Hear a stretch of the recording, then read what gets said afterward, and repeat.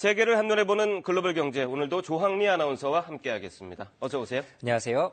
지금 뒤 화면에 멋진 사진이 하나 있는데 독수리가 발로 잡고 있는 게 드론처럼 보이는데요. 맞나요? 네, 오늘 주제는 이 독수리가 아니라 움켜잡고 있는 저 드론입니다. 그렇군요. 이 독수리는 최대 시속 300km로 날아서 먹잇감을 사냥을 하는데요. 네. 이 독수리의 이런 본능을 이용해서 프랑스에서는 불법 드론 포획에 활용을 하고 있다고 합니다. 네. 영상으로 만나보시죠.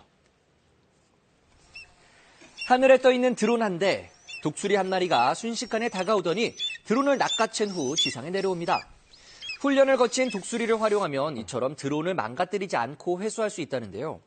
또 독수리의 좋은 시력 덕분에 2km 떨어진 곳에서도 드론을 발견할 수 있어서 활용도가 높다고 합니다. 이 독수리로 드론을 잡아야 하는 데는 분명히 이유가 있을 것 같은데요. 역시 드론의 부작용 때문인가요? 네, 이게 참 인기가 많아졌습니다. 저도 네. 이게 재밌다고 느꼈는데요. 요즘 주변을 둘러보면 이 취미로 드론 날리시는 분들이 많습니다. 그렇죠. 미국에서는 지난해 500만 대가 팔려나갈 정도로 인기입니다. 하지만 문제는 이처럼 대중화된 드론이 우리의 일상을 뒤흔드는 위협적인 존재가 됐다는 겁니다. 얼마 전 영국 게트윅 공항에서 초유의 사태가 벌어졌습니다. 활주로로 드론 2대가 날아들면서 항공기 이착륙이 전면 금지된 건데요. 네. 사흘 동안 12만 명이 넘는 승객들의 발이 묶였습니다.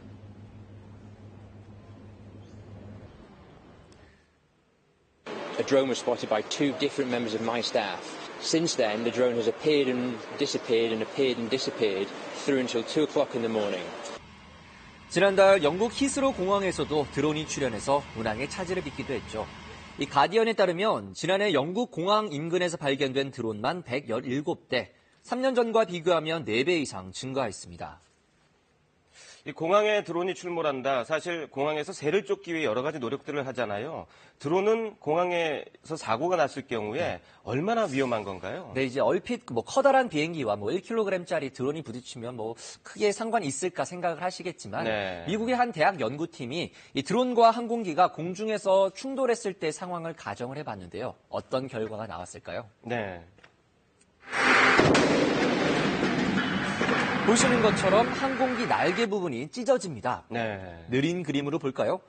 드론이 산산조각 부서지면서 기체 역시 마치 종이장처럼 구겨집니다. There would have been substantially more damage to the spar or could have penetrated a fuel cell because the energy goes up with the square of the velocity. 전문가들은 날아가는 새보다 이 단단한 드론이 더 큰 피해를 줄 수 있다고 지적합니다. Drone collision, against something like an A380 or an A320 or whatever it happens to be, you risk killing maybe 200-300 people or more. 네, 이렇게 드론 자체만으로 굉장히 위험한데 사실 이 드론에 뭔가 달려있다. 네. 이 생각만 해도 굉장히 아찔하거든요. 테러에 이용될 가능성도 분명히 있는 거죠. 네, 실질적인 위협입니다. 네. 이 각국 정부가 우려하는 부분이 바로 그 점입니다. 영국에서는 공항 반경 5km 내에서 드론을 아예 날릴 수 없게 해놓고요. 또 네. 드론을 122m 이상 상공으로 날리는 것도 불법으로 지정을 하고 있습니다. 네. 하지만 누군가가 의도적으로 비행기를 겨냥해서 드론을 날린다면 속수무책으로 당할 수밖에 없습니다. 그렇겠군요. 이 드론을 악용한 테러는 점점 현실화되고 있습니다. 지난달 예멘의 한 공군 기지에서 후티 반군이 날린 드론 폭탄이 터져서 18명이 다치거나 숨졌고요. 네. 지난해 8월에는 마두로 베네수엘라 대통령을 겨냥한 드론 테러로 군인 7명이 상처를 입었습니다. To something that can potentially seek out and autonomously follow and potentially then attack an individual, then you can start releasing large numbers of them as a sort of hostile actor. And it becomes much more difficult to deal with.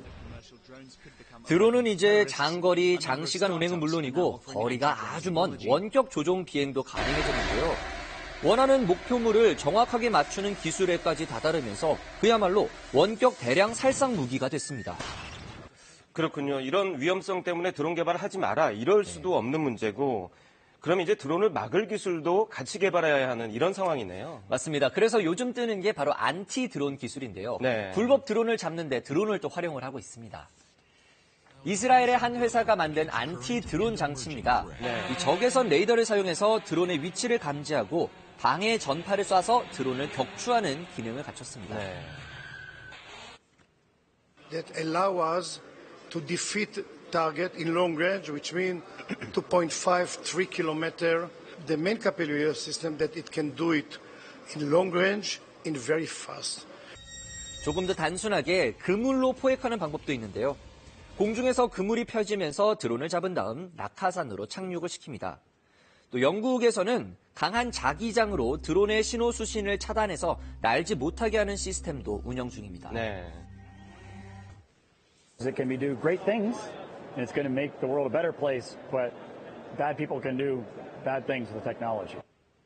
안티 드론 기술은 특히 각국의 국방 분야에서 적극적으로 쓰일 전망인데요. 관련 시장 규모만 오는 2022년에 11억 4천만 달러, 약 1조 3천억 원에 달할 것으로 추산이 됩니다. 하지만 최근에는 이 안티 드론마저 무력화시키는 새로운 드론이 개발되고 있다고 외신들은 전했는데요. 이 때문에 일각에서는 드론을 보유한 경우에 의무적으로 신고를 하도록 하는 법을 만들자는 목소리도 나오고 있습니다. 이 드론 기술에 대한 각국 정부의 고민이 점점 더 깊어질 수밖에 없겠군요. 오늘 잘 들었습니다.